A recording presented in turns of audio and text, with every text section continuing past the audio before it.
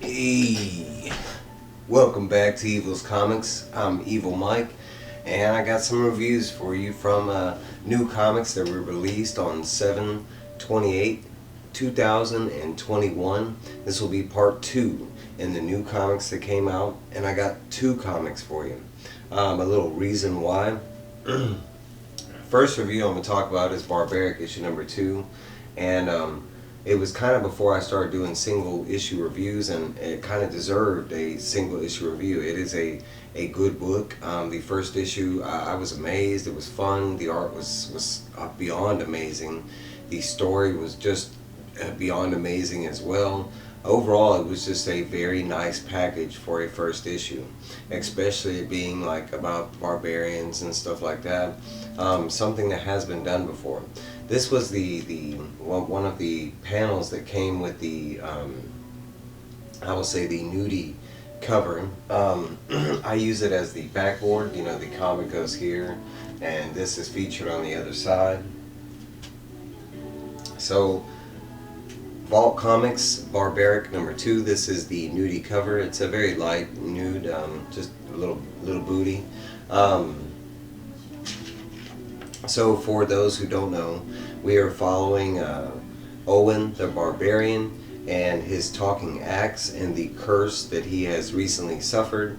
The curse is that basically he can't kill anybody that's good. You know, he can only kill like evil, or you know, it has to be like semi-evil or something like that. It depends on their actions. That is why the axe is there. It's kind of like his bleeding conscience, let's per se, or his Jiminy Cricket, but in a whole different fashion, because this axe, not only does it's his conscience, and also kind of like his fact checker. You know, the barbarian can point at guys and be like, well, is that guy, you know, evil? And the axe will be like, yep, get him. At the same time, the axe has a drinking problem, and it loves blood, needs blood. It's part of the curse.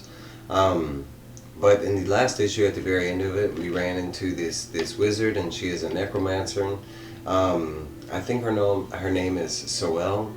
Again, I'm bad with names, but so they are at a tavern after the last events of the last issue, and she even kind of states, "Hey, you know, you think this is? We have all this pressing, you know, this." There's a like monastery with this demon kind of wind in the air, you know, a bunch of dead bodies outside from the guys you just killed, and you think this is what we should be doing in a tavern? And he's like, well, I mean, there's a reason for it, and the real reason is he's trying to sober up the axe. The axe is beyond drunk off the blood, and he is in just this silly state of being. So a lot of it, they spend this time explaining Soel's backstory and why she is kind of on the pursuit of this monastery, and they do it. I mean, again, this art, the art in this book is amazing. I will say this right off the bat: this issue 2 is just like that issue 1. You know, if you liked issue 1, you're gonna like issue 2. It's definitely one of my new favorite reads. They are doing an amazing job. Just the art, the story. I hope they keep everything the same. Just keep it going, man. I mean, you can pump out 100 issues of this. I mean, it's got a little bit of everything. You know, we do get you know, into the backstory, and it's basically she was an orphan. You know, she's not necessarily an orphan, but her parents found out that she had the necromancy power because she was born with it, and they kind of saw it as evil and stuff like that. The fact that she could talk to the dead and raise the dead. Excuse me. But they took her to a monastery and basically dropped her off. There is some other stuff where like basically her father tried to, basically her father, she tries doing this thing where like she has like a premonition when her father's going out to go working one day as a little child. She tries stopping him because of the premonition. It doesn't, I mean, it still comes to play where he still ends up dying out in the fields like she had seen, and somehow they end up blaming her for it. And the mother basically drops her off at this monastery or whatever to get help. She's been trying to get like a hold of this one guy in the monastery because supposedly he can, he's like the almighty badass in the monastery, and he can cure, like demonic stuff. And while she's at the monastery, it's stated that she never even finds this guy or runs into him. But basically, like with her snooping around the monastery trying to find this guy, and this was the scene right here, that she does find out that there is, evilness in the monastery, and they were basically like, trying to, like, I don't know exactly what they were doing, but like they were using necromancy to like, resurrect like different beings so they could use them for something, and maybe an army or we don't know what. They were still in the process of like building. So she like barely escapes and runs from that situation, and basically that's when she runs into Owen the Barbarian, that basically she's asking his help. He is kind of cursed to help anybody in the situation, so of course he's gung-ho and ready to do it, and the fact that there might be action, the axe is all on board. So he's kind of wanting to do it himself, but she's not for that. She has the personal gain, the revenge part of it, and she wants to do it. So, I mean, over here they do show them at the monastery, that there's a little bit while they're like going through and searching, and they do find out that everybody is like for some reason frozen here. They don't really know why. More of them searching down below, and they do find like the entrance to an underground something. There's a lot of hissing noises going on and a lot of background that they're hearing coming from down there. This part of the book was really where we get the whole prequel story on Sewell, that I told you about earlier.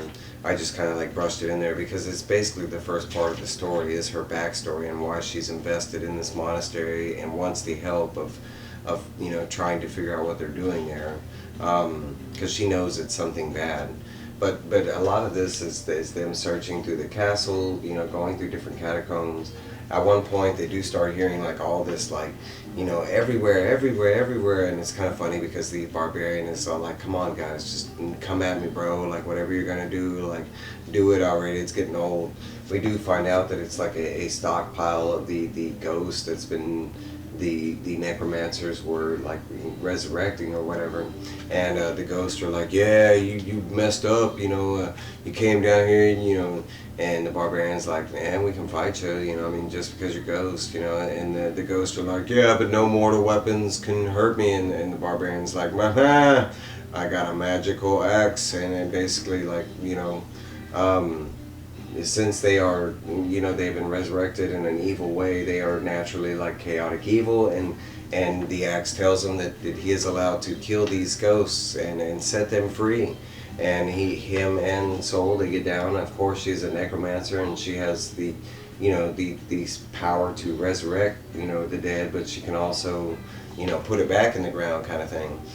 So they do this whole tag team thing, taking out the ghosts, and they do prevail, eventually to the point where they just keep coming, and eventually they do use like one of Sewell's powers to make a shield and kind of so they can keep tracking down further, because that was like a halfway spot. One of the things they do show you in the comic is the axe has other powers, and like right here in this panel where I'm clicking, you'll see that he uses like the mouth of the axe as like a flashlight. I don't know if Sewell's using her magic or if the axe can naturally do that, but I thought that was a cool effect. How the barbarian is traveling through these tunnels without a light source kind of thing, because he doesn't have a torch. But he doesn't need one, he's got the axe, man. So we do finally make it down here to this like underground fortress that was under already like kind of a fortress, the monastery. And we are kind of finally meeting the main bad guy, that's resurrecting all these things, and he kind of goes into this little spiel about like, what he's trying to do, and basically like his cult and stuff like that. And he kind of, basically he transforms, he shows like his real form, and it's like this half snake kind of thing. But basically after that, like, I mean, it looks like, the barbarian's about to make mincemeat, and he kind of gets off onto it, his size, because he's like, yeah, more cut. And we see right here that Swell somehow maybe is being taken over by the necromancy power, and she attacks the barbarian. So it looks like that might be where the next issue is going. I will say, it does say at the very last panel, it says Book 1, Miserable Offenses to be concluded. So it looks like this might be like a 3-part mini-series, and hopefully they're doing a volume 2. I pray to the Lords, It was a really great read, man. There's nothing bad about that book at all. Next up, and the reason this is getting a 2-issue review is because of this book. And Dark Horse, Parasomnia, Colin Bunn, Andrea Muddy. This is issue number 2. I recently did a 1-issue review. If you've not watched that, go check it out. If you have passed up on this book, I'm telling you, you are missing out. The first book, I was kind of hazy about some things, but I had ideas of where the story goes, and I think I was kind of right. This was a hard read for me due to stuff I'm going on in my real life. I almost put this down, not out of disgust, but this book almost made me cry all the way through, and just because of what I'm going through in my real life right now. I'm not going to go into that right now. I will save it for another comic chat day or whatever, but it is something that I go through on a daily basis. And it's tough, especially if Colin Bunn has gone through something like this, I hope he hasn't. It's not fun for anybody in the world, and no one should ever have to go through this. But what this story is about, in a nutshell, is about, it is like two different worlds that are kind of intermingling. You have the real world, which is the grandfather's side of the story, and then you have this dream world that is down here, and they're showing the American Indian. In the first issue, they give us a taste of both, and in the let's say the dream world, we are following he looked more like a French roadman or a French knight or something like that in his attire. That's how I took it. But at the end of that first story, he was knocked out, and he's basically waking up in this prison cell. In the first issue, they kind of went over this thing where he has been wanted and hunted down. His part of the story is he is after this little boy who has been kidnapped, and he is on the search for this boy that is kidnapped. It also intermingles with the grandfather's side of the story, because if you can see right here, the grandfather is also in search of a missing boy. His 2 kids have a child, it's a little boy, and we don't know at the moment, but it looks like the little boy has been kidnapped. So that's how the 2 stories intermingle. Now granted, this is the old man's dreams, and they get into a lot more into this book, and I love the way it's explained and brought into the story. It just feels believable by the time they finally get to the real and kind of explain, hey, this is what's going on about the dream and the real world. It's very simple to comprehend. It's not too hard. But basically, like I said, he's in the prison, and they are talking about how, they basically got to take him to the queen, and that's why they're holding him captive and stuff like that. And they are showing him some gratitude, all on a small side, because they're giving him food and stuff. And in the same cell, we do see the American Indian, and they're not even giving him food and stuff. And they're telling him, yeah, they're going to take him to the queen, but he's going to die right off the bat. He's going to be executed with no trial, no reason, just because he's an American Indian type thing, a savage. So then we go to the grandfather side of the story. And this is kind of one of those situations where it works out, because I don't think any of these characters fully have a name, and if they do, I'm greatly mistaken. But I don't think now the American Indian does, but I don't think the grandfather does, because every time we meet him, it's always like old man this or police that, because right here he is sleeping. Of course, we saw him in the dream world, and he is getting awoken. And it's by some officers, and they're doing this whole complaining about oh man, bums sleeping in the park, and man, why can't they go sleep somewhere else? And me specifically, I've been homeless before, and it's not fun. And it's kind of funny, because in this story, we do not know if this man is necessarily homeless. We do know that he is on a journey looking for his son, but that's not to say that he's necessarily homeless. He just might not have anywhere to sleep where he's at. You know, maybe his home is somewhere else, and he is just following clues, looking for his son, and on a mission. And it's just it's funny that it's policemen that are assuming that this guy is homeless, and they treat him like crap. They talk about they wish they had nails on the park benches. That way, no one could either sit or I mean, what's the point of park benches? You know. I know they're not for sleeping, but I mean, no one's at parks in the middle of the night. I don't see the problem. Not to try and defend, you know. Anyways, don't judge a book by its cover, kind of thing. I mean, just because you see something, don't ultimately jump to that conclusion, type thing. And it's a lot of what this book has to do, because we get back to our French knight, and he is talking to the American Indian. He does say his name is Kanawaki. And I'm probably going to forget that, but anyways, they go back and forth on like why he was captured, and basically it was just because he was an American Indian, and he already kind of knows that the second he goes up for, you know, his trial, they're going to execute him and stuff. And the other guy, you know, starts talking about, well, I'm not going to stay here, and because I mean they will eventually, you know, try and execute me, and I mean I have a mission, I have to save this boy. This part gives us the big meat of the story. And the American Indian kind of tells Kanawaki kind of tells the French knight that and basically he is in the dream world, and while he's in this dream world, you know, he can use like the imagination side of it to you know, alter reality while he's in the dream world, that he is sleeping, that he has some control of it. But there is a warning that's tied to it. The more he alters the reality in the dream world, the more he gets stuck in the dream world, and he won't get to go back to the other world. So we did see in the first issue that while he was fighting and stuff like that, he was kind of like, you know, like I had mentioned something with this pistol, and it didn't make any sense now, but going back it totally does, because, you know, he had a pistol at first, and then it changed into like a shotgun type of gun, and it just did it without any, but basically he was just, you know, changing his dream. At this part of the story, we get to the grandfather's daughter, and her name is Annette, and Annette is with a psychiatrist, and they are talking about the you know, her ongoing and present situation of her son has been kidnapped, and at this point it has been more than a year. She is putting up wanted posters, but at this point the cops have given up. Our friends and family have kind of like subsided. You know, people are forgetting. Honestly, at this point, this is kind of where I almost had to set it down, because it was getting too close to home. Like I said, I've been going through a very, very similar situation, and it eats at you in a very bad way.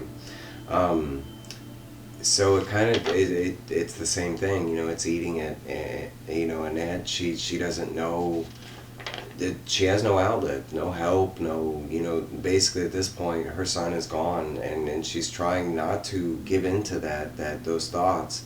But at the same time, you know, I mean, she's done all she can, and then time just keeps moving forward. We do go back to the knight and the American Indian, and he is starting to realize that he can alter the reality, and he uses it to break the chains, and not only break out of jail, even after, you know, he's been giving the warnings about it, the more he alters, you know, and he's like, it don't matter, I'm on this mission, I'm going to find my son, because in the dream world it's his son. We go back to the real world, and this is a scene right here, and these are the villains. This is the woman specifically in the real world that kidnapped you know, the grandfather's, you know, the grandson, you know, to the main you know, hero or whatever, the main person of the story.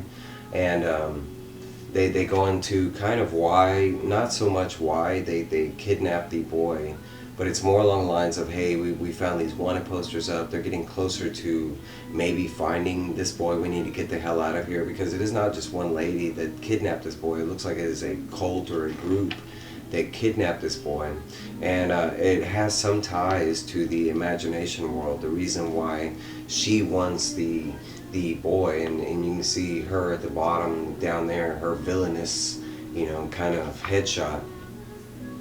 We go back to the real world, and it's just, you know, the American Indian and the French knight escaping said prison. gathering their effects that they had before. They quickly take out the guards and everything, and the French Knight makes a note that he needs to do the majority of this without, altering, reality or have you, using that power. So he's literally like, doing it like you would in the real world, using force and muscle, that kind of thing.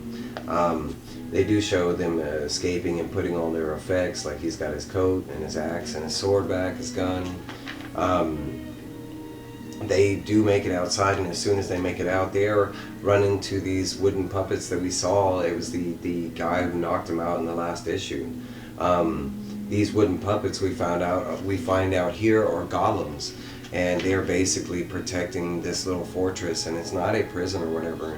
It is kind of like a collective group of parents that have had their children stolen. These golems are like their magical essence of the children that were stolen from them, and it's kind of like they're like animated versions of their children, trying to help them cope with the loss of their children. The children do as the parents say, but they're basically like androids or robots, or they're golems. They're just wooden versions of the children. They're not really the children, but they acted as guards as well. So I mean, when the knight and the Indian comes out, they are acting as guards, but quickly the parents are like, wait, those are kind of like our children, please. And they kind of explain how they're going through the same situation with this villain. And we find out that this villain is not only stealing kids from the real world, but she's stealing children from the dream world. That both worlds are connected, and we find out why, and it's because this villainous lady is feeding these said monsters that are outside this village, and there's supposed to be these like encampment of demons and monsters that are outside the village in the dream world, and it may be in the real world too. We don't know at this point. That's kind of where the second book leaves off. But they do show a little tidbit of the cover in the next issue, and you can see the monsters and demons in the woods, and our French, like his dealings in the dream world, and it looks like maybe the father in the real world, because we've had dealings with the mother. We haven't really got to see what the father's been doing. But man, what a great issue. I mean, it's really easy to read. Andrew Muddy is really doing an excellent job in this comic with his art. A lot of people do know his art from Bunny Mask, and it is good in Bunny Mask, but in this book there's just so much more of it, and it's better. The story, Colin Bunn, I mean, man, I have so many thoughts on what's coming, where the story's going. It is very intriguing. It's not often that I get a book that gives me to think in this fashion. Not only that, but to connect in the real world, what I'm going through personally.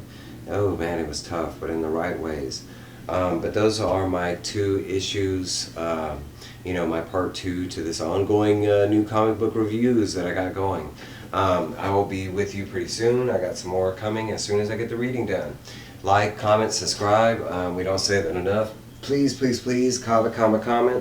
Chameleon comics, something like that. Alright, evil out. Y'all have a great night.